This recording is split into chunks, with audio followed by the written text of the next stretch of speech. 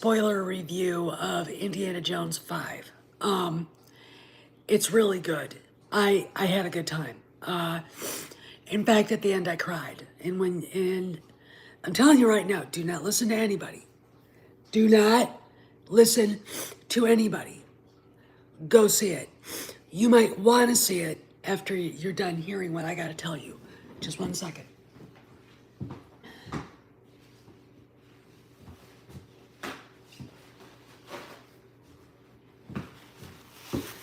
So the movie starts out, they're somewhere. It looks to me, it's not Germany, but I think it might be. Oh, yeah, actually, it's a castle in Germany, but the bridge looks like something you would see in Italy. It almost looks like an aqueduct, in my opinion, but that's whatever. It looks good. And you obviously you know through this trailer, Indy's captured, and Tomas Kretschmann, who's a really good actor, and he really brings the wood as this SS Oberst Colonel. They're at this castle with a bunch of stuff that was stashed there that was stolen antiquities. Then look, short history of Nazis. They're thieves, they're murderers, and they're thugs. Okay, that's it. That's what they are. Hermann Goering, when they went into Paris, had a guided tour of all of the galleries and took, I'd say, half the art. Okay, that's the extent of that guy. Okay, and Hitler plundered Paris and all this stuff. So anyway, there's a bunch of really valuable antique, like relics. In fact, there's Ramses II's chair, his throne. Why did I have that? I don't know. And the relic that Jürgen Voller, played by Mads Mikkelsen, who did a phenomenal job, is the pillium, the spear, the Roman spear that Longinus used to stab Christ in the side. And it's one of the miracles that he was bathed in the blood and the water that came out of Christ's side.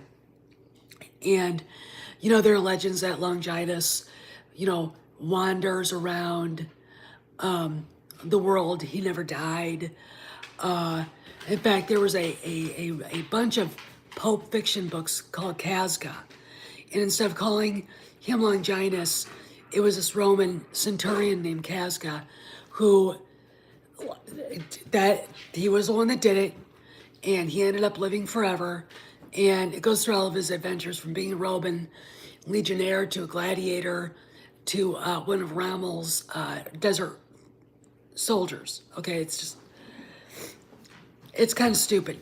Okay, because when you hear about what the ancient Germans thought about the Romans, is that they weren't very big people. They were short and dark. So, yeah, it is. And the best part of Monuments Men is Bill Murray. I was going to mention that. Thank you, Frags. Anyway, so they've got this thing. It looks like it could be the pilliums would be about like 2 feet long, you know, maybe a little shorter. And it's got this gold foil like thing around it, and it's got writing on it. And Indy doesn't get a good look at it, but Voller does, and he realizes it's fake. And while all this stuff is going on, Indy escapes from being hung. That is a freaking scene, man, dude. I can't. Holy shit.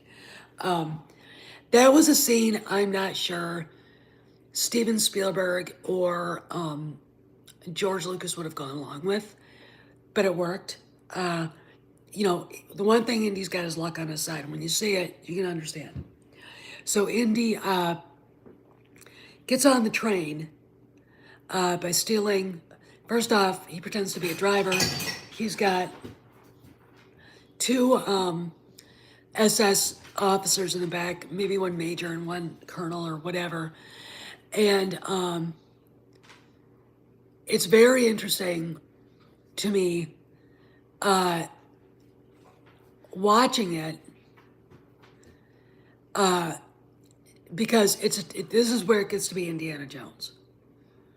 All right, he's driving these guys, and all of a sudden he takes that, it's a Mercedes staff car, takes it down a hill. Those guys go flying, and he's being chased by a guy on a motorcycle, and it's a motorcycle sidecar, jumps in the sidecar, car crashes, beats the crap out of the passenger in the sidecar. This guy goes flying. Indy gets the motorcycle away from the dude and goes chasing after the train. So then he gets on the train, and then he gets captured again. And, well, actually, no, he doesn't. He finds out, because they were there to find the spear. Him and his friend Basil. And Basil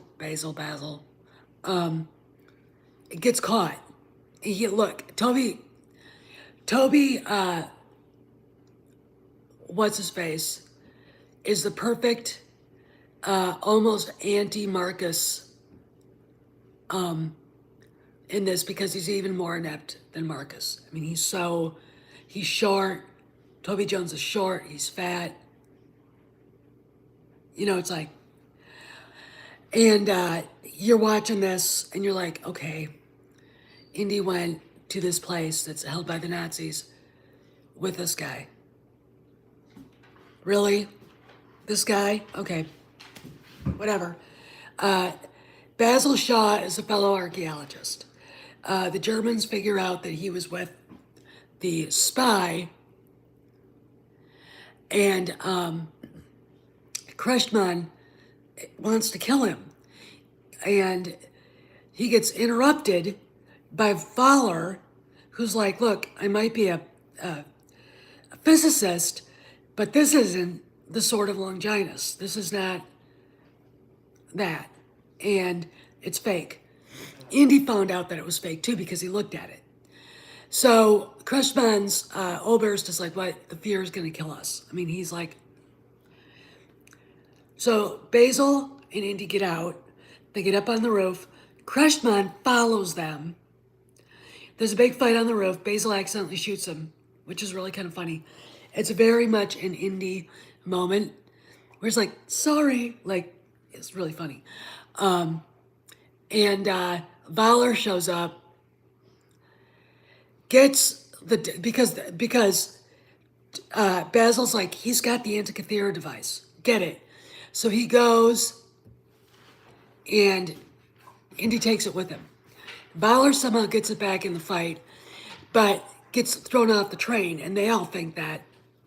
Everybody's led to believe, once we get back into to 1969, that it's gone, it's in a river. But it wasn't, okay?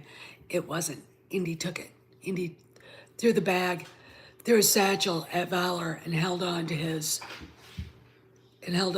the thing. And here is where it gets complicated. Indy is 70 years old, and Mutt was killed in Vietnam, and it drove Indy and Marion apart, and which is something that they could have used in actually the TFA, which would have actually worked. But this works. It all works. Indy being kind of an alcoholic and just like, fuck it. He's getting ready to retire. And he's living in New York.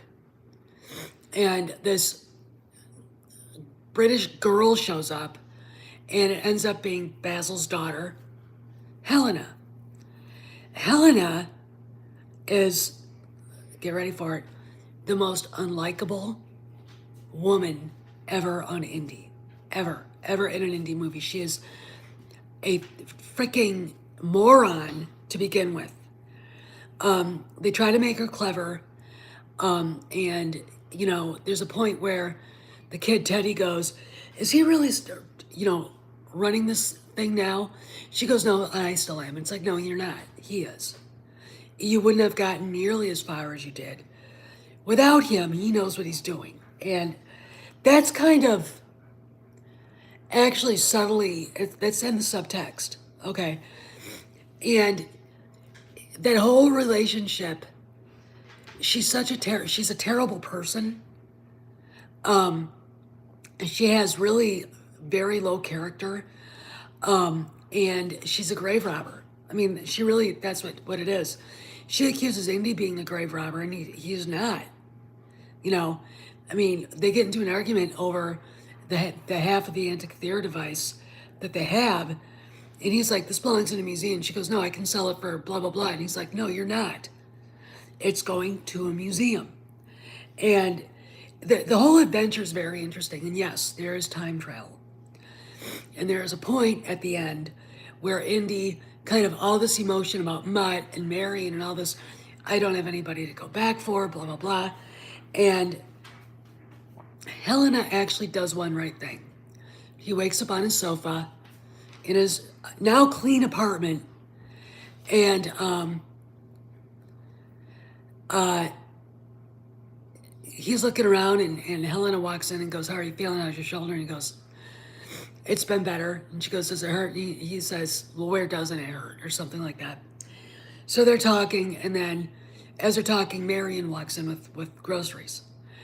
And then he's like, "What are you doing here?" And blah, blah, blah. And Sala, who showed up, actually when Indy was being chased because he was being framed for murdering some people, that the Nazis slashed. What's very interesting to me is that the CIA agent totally buffaloed over who Voller is. She thought his life, I mean, he showed up in the U.S. through Operation Paperclip as Schmidt. And I'm sure that the OSS, when they nabbed him, said, "We're giving you a new name." And he took it. She believed it. They end up killing her, but that's later. So Indy gets framed. And oh, by the way, the chase through the astronauts parade, there's a point where Indy's on this horse, galloping along, running away from Boyd Holbrook, and the astronauts all look at him,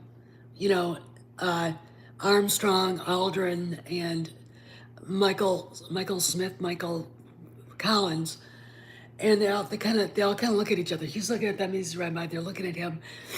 And what's really cool is that all of these chases kind of echo different movies. Raiders of the Lost Ark, The Last Crusade. And there's one point where they go through this thing, and look, I can't deal with bats. I can't deal with bugs like from Temple of Doom. I can't deal with the snakes.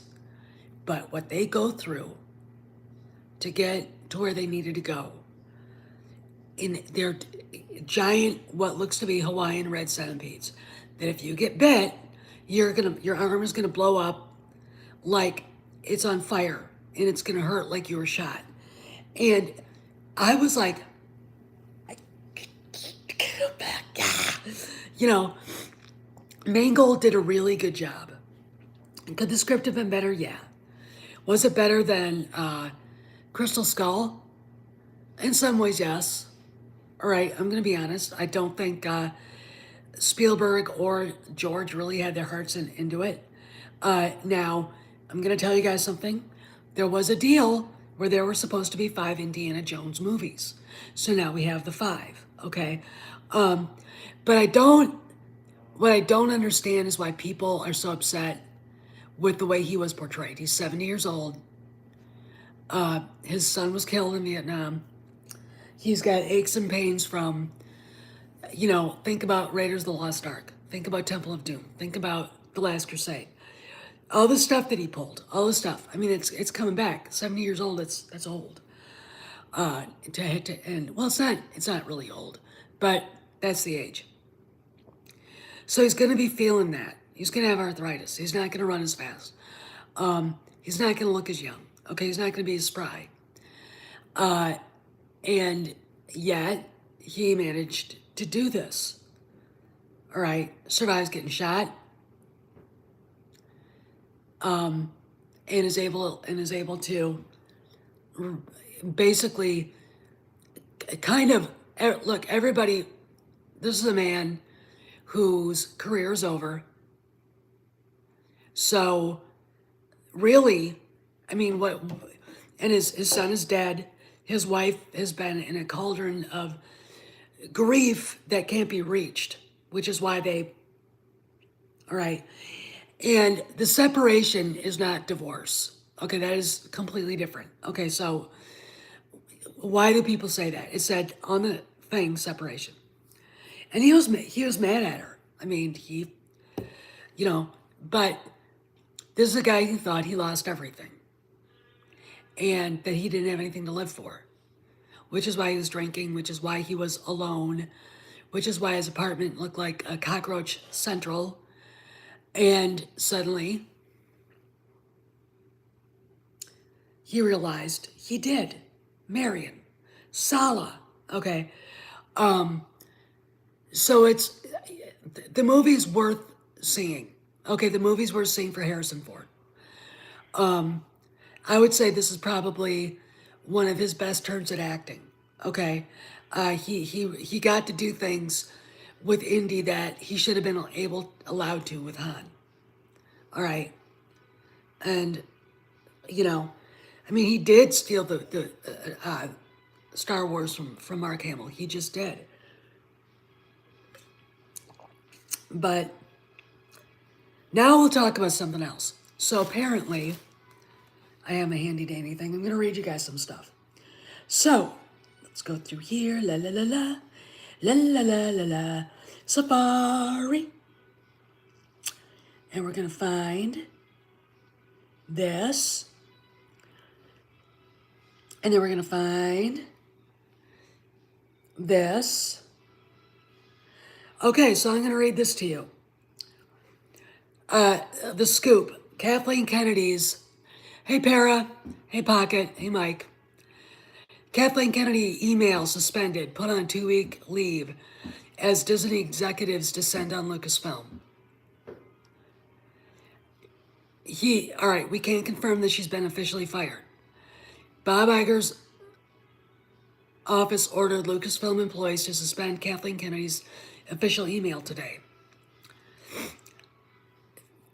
And it's been officially confirmed because there are those of us with ways of doing it. I'm not going to say which one. Burn her email accounts, tried to email her, and the address bounced back. So let's go further.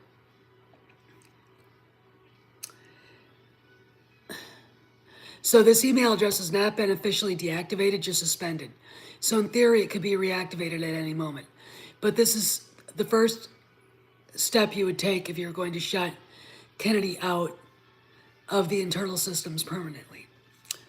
All right, Kennedy was placed on 2-week paid time off. It doesn't make any sense. Dial of Destiny's out, and she should be promoting Indiana Jones. But her office calendar was updated by people outside Lucasfilm, Disney, at Disney corporate headquarters to reflect that she is not supposed to be working for this period. 5 Disney executives came in to Lucasfilm to take a tour of the facilities, offices, and internal system. Sparrow says Lucasfilm employees don't know who these people are, but they have a sinister vibe of authority as if they are investigators. And the impression that was given was that this could be transition teams sent by Disney to secure Lucasfilm for a change of power. Hi, DOO. Lucasfilm Human Resources, as we've reported before, have been sequestered and have been locked away and been working all day. And the flying monkeys are terrified. Oh, and they should be. So I'm not going to say that this is really going to happen, because a leave is a leave. The email can be reinstated, but this just seems to me like it's moving in the right direction. Okay, this seems like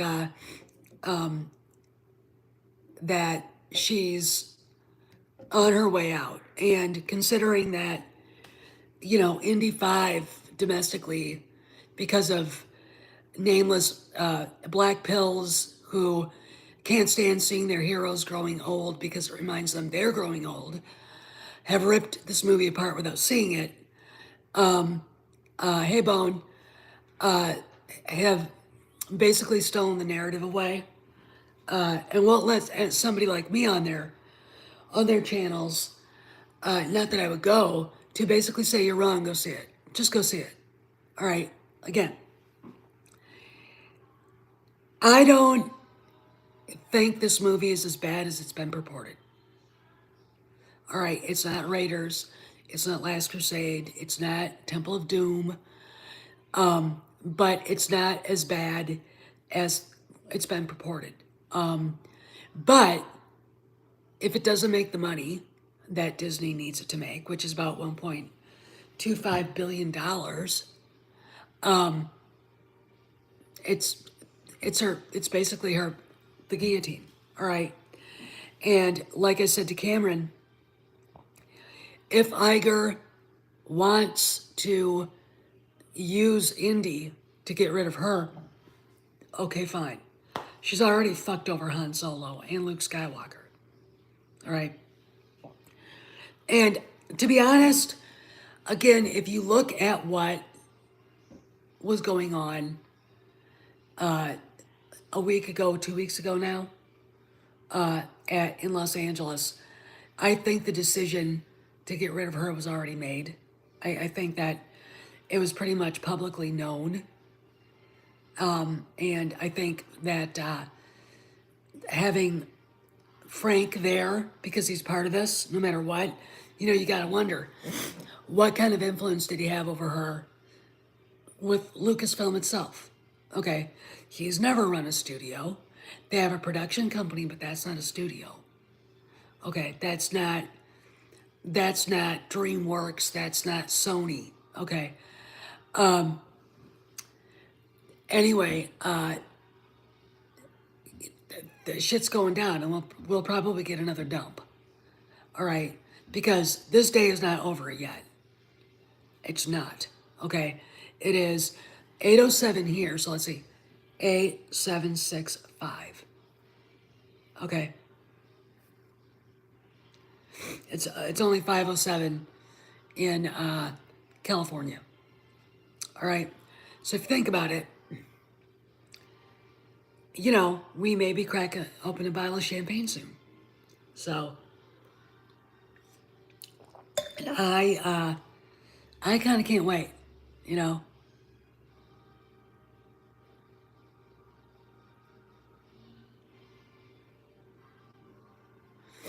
It is kind of.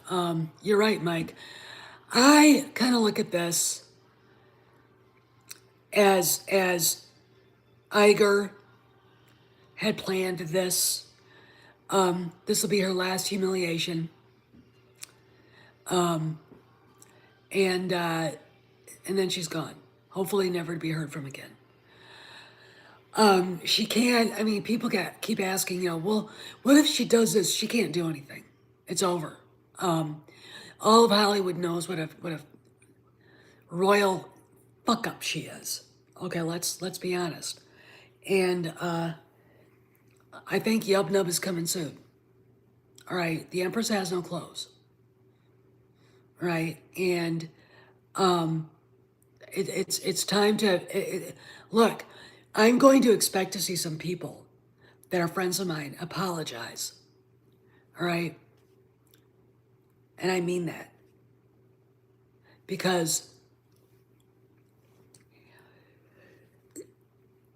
you can't justify what has been done to a lot of us in the past for not going along with this with the narrative. Just because someone has a big channel, fuck that. I don't care. Hubby's going to sleep. You know, that's not me. I shrug. I go, yeah, and anyway, I'm gonna rock. He's making fun of me now. So we just gotta see where this goes. I'm gonna kind of button up here and watch some Frasier, I think, and just kind of wind down. It's been a really good day. I think tomorrow's gonna be a lot of fun. I think there's gonna be videos everywhere. Videos denying this, videos not denying this, videos going, we don't know what's going on. But I want you guys to get ready because I think we are on the light is coming now into the tunnel, that now we're being bathed in it. You know, happy days may be here again. I don't know. Anyway, this is Steph. I want to relax. I've been on the go. So, gotta go. I'll see you guys around the galaxy. Behave, be safe.